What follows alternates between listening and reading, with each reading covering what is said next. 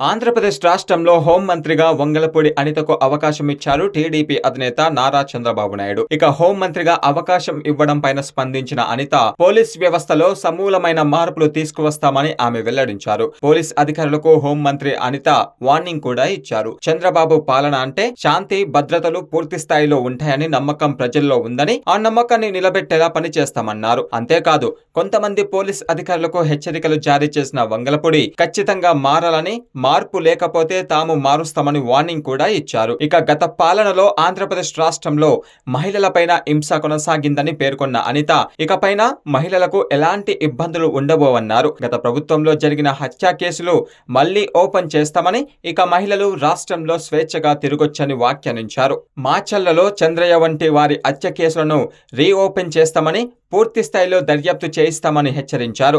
గతంలో వైసీపీ హయాంలో తెలుగుదేశం పార్టీ నేతలపైన పెట్టిన అక్రమ కేసులపైన కూడా సమీక్ష తప్పనిసరిగా ఉంటుందని, ఇప్పటికే ఈ అంశంపై చంద్రబాబు కూడా స్పష్టత ఇచ్చారన్నారు. అంతేకాదు అదే సమయంలో చంద్రబాబు సతీమణి భువనేశ్వరిని అసెంబ్లీ వేదికగా కించపరిచారని మండిపడిన వంగలపూడి ఈ సంఘటనతో చంద్రబాబు కన్నీటి పర్యవంతమయ్యారని గుర్తు చేశారు.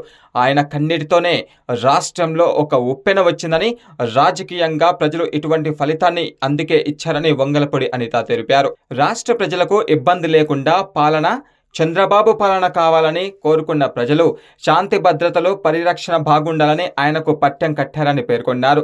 విశాఖలో డాక్టర్ సుధాకర్ని ఏ విధంగా హత్య చేశారో చూశామని, విశాఖలో వారి కుటుంబ సభ్యులను కూడా వెళ్లి కలుస్తారని తెలిపారు.